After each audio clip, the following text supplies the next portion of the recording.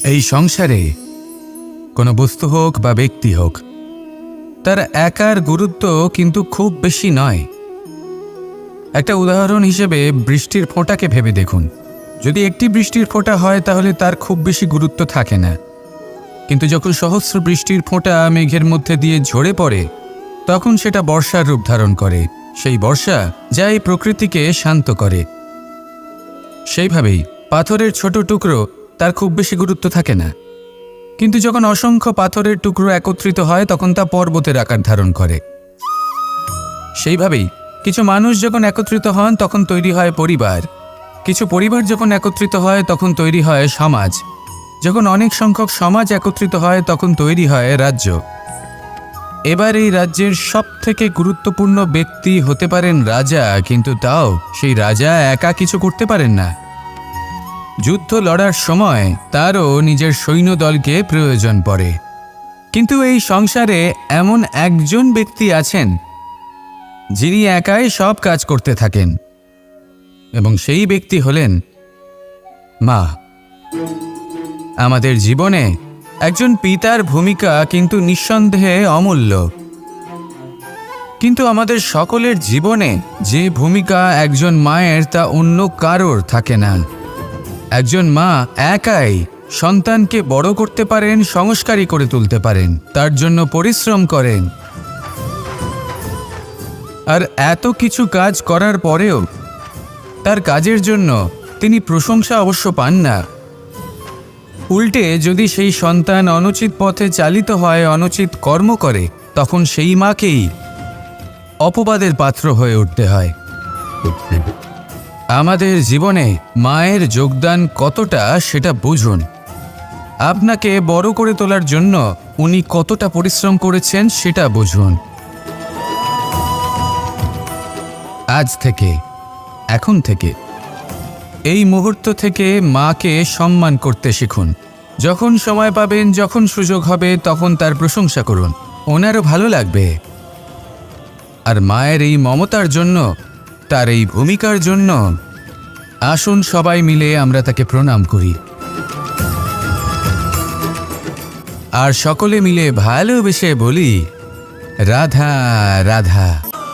কর্মের উপর বিশ্বাস রাখুন, জীবনে যা যা আপনি চান সবই সুখময় হবে। আসুন আর আমার সাথে ভালোবেসে বলুন রাধা রাধা। মানুষ তার জীবনে দুই ধরনের পরিস্থিতিকে খুব ভয় পায়। এক, কোনো কারণবশত কারোর সামনে নত হওয়া। দুই, কোনো কারণে নিজের চরিত্র থেকে, নিজের মূল্যবোধ থেকে বিচ্যুত হওয়া। এবার কেন হয় এরকম যে কথায় কথায় কারোর সামনে নত হতে হয়? কেন বারংবার নিজের চরিত্র থেকে চ্যুত হতে হয়? এরকম কেন হয়? এটা তখনই হয় যখন আমাদের শিক্ষা এবং মূল্যবোধের অভাব থাকে। যদি মানুষের মধ্যে প্রকৃত শিক্ষা থাকে তাহলে এই সংসারে কোনো সময় এবং কারোর সামনেই নত হওয়ার কোনো প্রয়োজন নেই। যদি মানুষের মধ্যে মূল্যবোধ থাকে তাহলে তাকে নিজের মূল্যবোধ বা চরিত্র থেকে বিচ্যুত হতে হয় না, তা সে যাই হয়ে যাক না কেন। কোনো বালককে যদি জন্ম থেকেই সুশিক্ষার অধিকারী করা হয়, শিক্ষিত করা হয়, মূল্যবোধের অধিকারী করা হয়, তবে সেই সংসারে এমন কর্ম করবে যাতে সে নিজেকে, নিজের পরিবারকে, সমগ্র সমাজকে গর্বিত করতে পারে। শিক্ষা লাভ করুন, মূল্যবোধ লাভ করুন, এবং আমার সাথে ভালোবেসে বলুন রাধা রাধা। কথায় আছে যে এমন কোনো অক্ষর নেই যার দ্বারা কোনো মন্ত্র হয় না, এমন কোনো বনস্পতি নেই যা নিজেই একটা ঔষধি নয়, পৃথিবীর এমন কোনো ব্যক্তি নেই যার মধ্যে কোনো যোগ্যতা থাকে না। শুধু প্রয়োজন হলো যে ব্যক্তিকে আমরা খুঁজে চলেছি তাকে সঠিকভাবে চিনে নেওয়া। যদি তার যোগ্যতা, তার বিশেষত্ব আমরা বুঝতেই না পারি তাহলে আর লাভ কি রইল? এই সংসারে এমন অনেক ব্যক্তি রয়েছেন যারা ছোট ছোট অসফলতার কারণে আপনাকে এটা বলে দেবে যে আপনি কোনো কাজের নন, আপনি হলেন মূর্খ, আপনি কিছুই করতে পারবেন না। এইসব কথায় কখনোই বিশ্বাস করবেন না, কারণ আপনি এবং প্রত্যেকটি জীব এই পরমাত্মা এবং এই প্রকৃতির সৃষ্টি যা অত্যন্ত বিশেষ। যদি আপনাকে উদাহরণ দিই তাহলে একদিকে আছে তরোয়াল, একটা বড় লম্বা তরোয়াল যার দ্বারা যুদ্ধ করা যায়, জয়লাভ করা যায়। আর অন্যদিকে রয়েছে একটা ছোট্ট সূচ, কিন্তু যে কাজ একটা ছোট্ট সূচ করতে পারে তা একটা তরোয়াল দ্বারা সম্ভব নয়। এর অর্থ হলো এটাই যে প্রত্যেকটা রচনা অত্যন্ত অমূল্য এবং অত্যন্ত বিশেষ হয়। তাহলে বিশ্বাস রাখুন যে আপনি অত্যন্ত বিশেষ একজন, আর প্রেমের সাথে বলুন রাধা রাধা। এই সংসারে সব থেকে বড় ব্যক্তি কে? আপনি বলবেন এই কেমন ধরনের প্রশ্ন, কিন্তু এটা হলো সব থেকে উচিত প্রশ্ন। কেউ এর উত্তর দেবে যে সেই মহাপ্রতাপী রাজা, তিনি হলেন সব থেকে বড় ব্যক্তি, সেই বড় রাজনীতিবিদ, তিনিই সব থেকে বড় ব্যক্তি। আমি আপনাকে জানাই যে সংসারের সব থেকে বড় ব্যক্তি হলেন তিনি, যার সাথে দেখা করলে আপনি নিজেকে ছোট মনে করবেন না।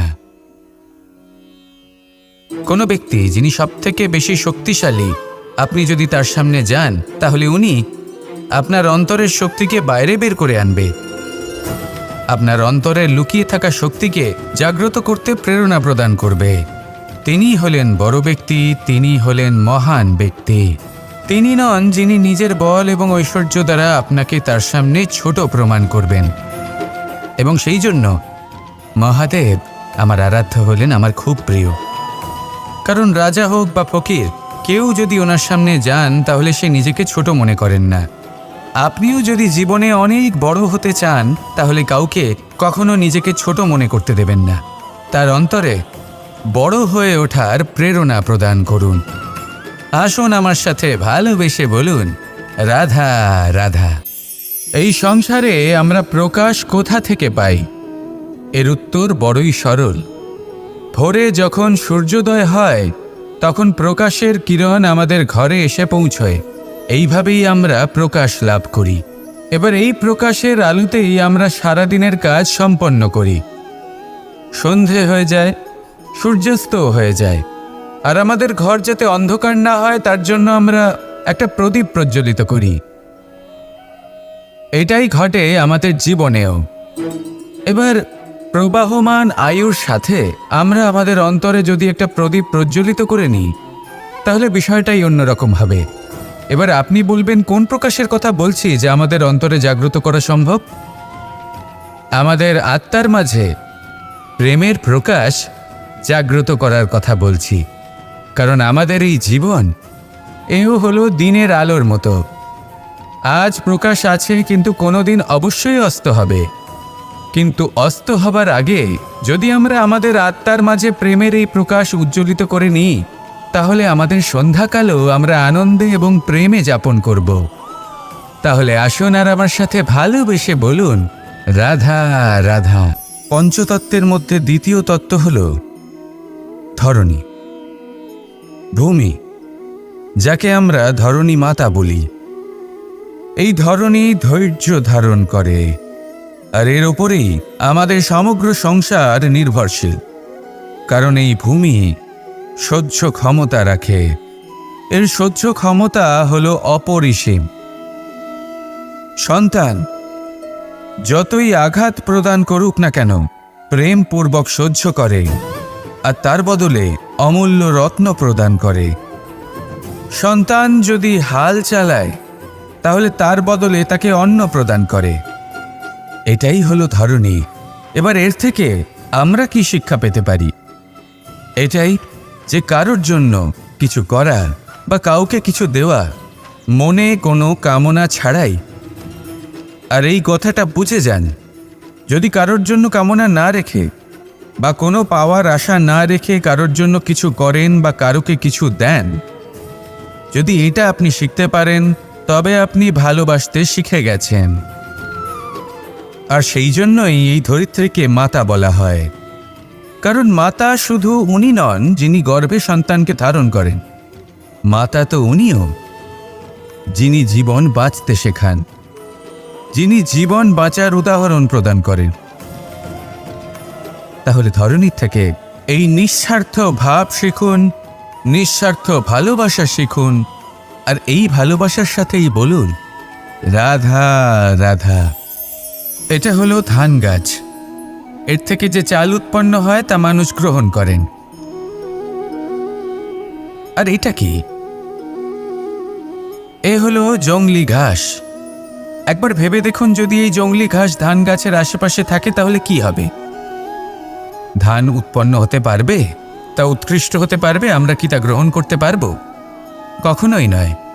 এই জংলি ঘাস ধানকে নষ্ট করে দেবে, কিন্তু নিজে জীবিত থাকবে। এটাই হলো আজকের শিক্ষা। এই সংসারে যদি আপনি নীতির পথে চলতে চান, উচিত কর্ম করতে চান, সংসারকে সেবা করতে চান, তাহলে জংলি ঘাসের মতো ব্যক্তিদের থেকে সবসময় দূরে থাকতে হবে।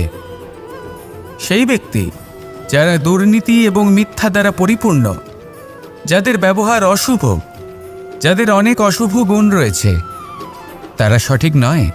সেই সকল ব্যক্তি যাদের চরিত্র অত্যন্ত দুষ্ট হয়, তারা হয় শুভ চরিত্রের ব্যক্তিকে একদম নষ্ট করে দেয়, নয় নিজের মতো বানিয়ে তোলে। তাই যদি আপনি নীতির পথে চলতে চান, এই সংসারের জন্য শুভ কর্ম করতে চান, তাহলে সেই সঙ্গ লাভ করুন যে সঙ্গ জ্ঞানে পরিপূর্ণ, যাদের মধ্যে অনেক গুণ আছে, যাদের থেকে প্রতিদিন কিছু শিখতে পারবেন। এমন ব্যক্তির সাথে জীবন অতিবাহিত করুন। দুরাচারীদের থেকে দূরে থাকুন। তবেই এই মন প্রসন্ন হয়ে বলবে রাধা রাধা। আপনি কখনো কোনো বাজকে নিজের বাসা বানাতে দেখেছেন? এই বাজ যখনই কোনো বাসা বানায় তখন উঁচু গাছের ডালে বা কোনো পর্বতের শিখরে বাসা বানায়, অনেক উচ্চতায়। আর সেখানে তার সন্তানও জন্মগ্রহণ করে। যখন এই সন্তানেরা জন্মায় তখন এই বাজ খুবই ভালোবেসে এবং খুব সাবধানে এদের পালন পোষণ করে। নিজের ঠোঁট দিয়ে তাদের ঠোঁটে খাবার পরিবেশন করে। কিন্তু যেই সেই সন্তানেরা হৃষ্টপুষ্ট হয়ে যায় এবং সেই কথা বাজ নিজে বুঝতে পেরে যায়, সেই বাজ নিজেই সেই বাসা ছিন্ন ভিন্ন করে দেয়। সেই সন্তান যাদের সবেমাত্র ডানা গজিয়েছে, কিভাবে উঠতে হয় তারা জানে না, সেই সন্তানগুলিকে উচ্চতা থেকে ঠেলে দেয়। সেই সন্তান প্রথমে ভয়ভীত হয়ে যায়। তারা সামনে মৃত্যুকে দেখতে পেয়ে ভয়ের কারণে তাদের ডানা ঝাপটাতে থাকে, আর সেই প্রক্রিয়াতে সেই সন্তানগুলি উড়তে শুরু করে দেয়। এবার এই ঘটনায় আমরা কি শিক্ষা পেতে পারি? এটাই, যদি আপনি মাতা পিতা হন তাহলে নিজের সন্তানকে অবশ্যই স্নেহ করুন, কিন্তু তাদেরকে নিজের আঁচলের তলায় বেঁধে রাখবেন না। যদি আপনি চান আপনার সন্তান জীবনে উন্নতি করুক, তাহলে নিজের মুঠো থেকে তাদের স্বতন্ত্র করে দিন। এই সংসারে সংঘর্ষ করতে দিন। সেই সন্তান নিজেই বুঝতে পারবে যে জন্মের সময় পাওয়া ডানা কি করে ব্যবহার করতে হয়। আর আপনার চোখের সামনে আপনার সন্তান এই আকাশে উড়তে থাকবে। তাহলে আসুন আমার সাথে ভালোবেসে বলুন রাধা রাধা। আপনি কখনো পর্বতের শিখরে উঠেছেন? আপনি দেখতে পাবেন পর্বতের পদতলে প্রচুর সুন্দর ফুল রয়েছে, সবুজ বনানী রয়েছে। যত আপনি ওপরে উঠতে থাকবেন তত ফুল কমতে থাকবে, সবুজ বনানী কমতে থাকবে। আরও কিছুটা উপরে উঠলে কাঁটা জাতীয় গাছ দেখতে পাবেন, শুকনো গাছ দেখতে পাবেন। আরও যদি ওপরে ওঠেন তাহলে পাষাণ দেখতে পাবেন। আরও উপরে উঠলে হিমখণ্ড দেখতে পাবেন। এই যে পর্বত, তা মনুষ্য জীবনের সবথেকে উত্তম উদাহরণ। মানুষ যখন সাফল্যের শিখরে পৌঁছতে চান, মহানুভবতার শিখরে পৌঁছতে চান, পথে যত আস্তে আস্তে উপরে উঠতে থাকেন ততই ভৌতিক বস্তু তার থেকে বিচ্ছিন্ন হতে থাকে। যদি তিনি সেই ভৌতিক বস্তুগুলি ত্যাগ না করতে পারেন তাহলে কখনোই সেই স্থানে পৌঁছতে পারবেন না। আর মানুষ যদি উচিত ত্যাগ করতে পারেন, পথে অগ্রসর হতে থাকেন, এগোতে থাকেন, তাহলে একদিন না একদিন তিনি মহানুভবতার, জ্ঞানের, সাফল্যের হিমের স্বাদ অবশ্যই লাভ করবেন। মনে রাখবেন, মানব জীবনের ত্যাগ হলো অত্যন্ত গুরুত্বপূর্ণ অংশ। আসুন আমার সাথে ভালোবেসে বলুন রাধা রাধা।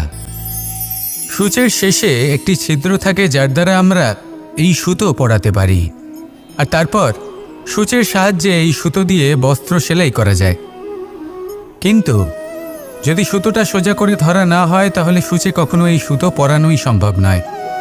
যদি এতে কোনো গিঁট পড়ে তখন তা কখনোই এই ছিদ্র দ্বারা প্রবেশ করা সম্ভব নয়। ঠিক এইভাবেই যদি আপনি কারোর জীবনে প্রবেশ করতে চান, কারোর অন্তরে প্রবেশ করতে চান, তাহলে আপনাকেও সহজ থাকতে হবে।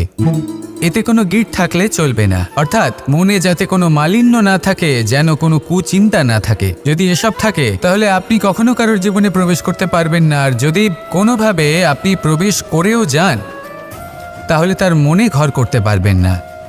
নিজেকে এই সুতোর মতন করে তুলুন, সহজ। মনে যেন কোনো কুচিন্তা না থাকে, সবার প্রতি যেন সদ্ভাবনা থাকে, শুভ চিন্তা থাকে। এমনটা করতে থাকুন। এমন একটা দিন আসবে যেদিন এই সমস্ত সংসারের ব্যক্তির মনে আপনি বাস করবেন, আর তখন এই মন প্রসন্ন হয়ে বলবে, রাধা রাধা।